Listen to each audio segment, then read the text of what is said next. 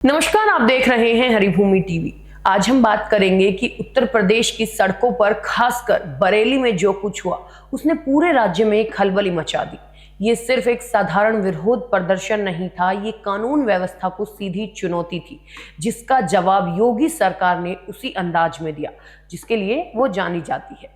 कहानी शुरू होती है जुम्मे की नमाज के बाद, जब इत्तेहाद मिल्लत काउंसिल के अध्यक्ष मौलाना तोकीर रजा की अपील पर बड़ी संख्या में लोग सड़क पर उतर आए।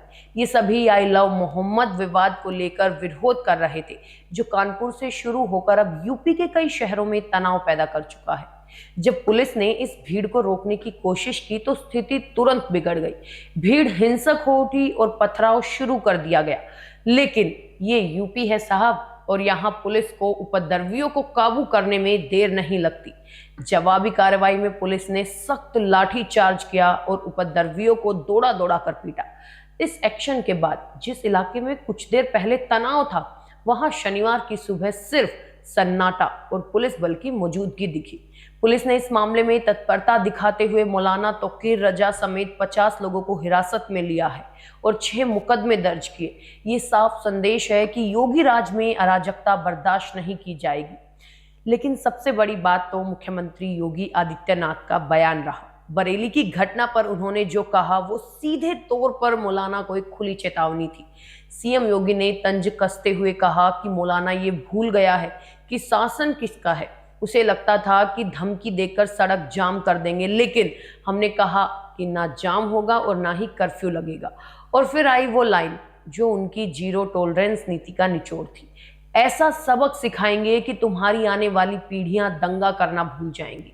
उन्होंने स्पष्ट किया कि 2017 से पहले यूपी में त्योहारों के दौरान उत्पात मचता था, लेकिन अब ऐसा नहीं होगा। उन्होंने कहा कि जिनकी बुरी आदतें नहीं जाती हैं उनकी डेंटिंग पेंटिंग करवानी पड़ती है, और बरेली में उपद्रवियों के साथ यही किया गया। सीएम योगी ने साफ कर दिया कि विकास में बाधा बनने वालों को उनकी ही भाषा में समझाकर उन्हें सजा मिलेगी। ये पूरा विवाद दरअसल 4 सितंबर को कानपुर में शुरू हुआ था। 12 वफात के जुलूस के दौरान आई लव मोहम्मद लिखा बैनर लगाने पर हिंदू संगठनों ने कड़ा विरोध किया।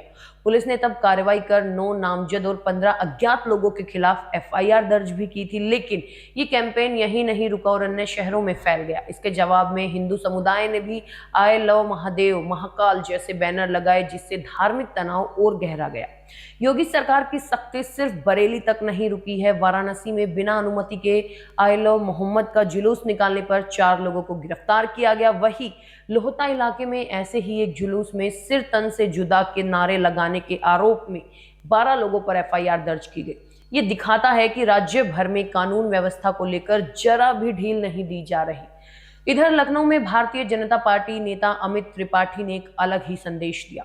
उन्होंने सड़कों पर आई लव बुलडोजर और आई लव श्री योगी आदित्यनाथ जी लिखे होर्डिंग लगवाए, जो सीएम योगी की सख्त प्रशासक वाली छवि को और मजबूत करते हैं। उधर बाराबंकी में भी देर रात आई लव मोहम्मद बैनर फाड़ने पर हंगामा हुआ, जिसके बाद पुलिस को बड़ी मशक्कत करनी पड़ी और इस बीच कई धर्म गुरुओं ने इस कैंपेन पर अपनी प्रतिक्रिया दी।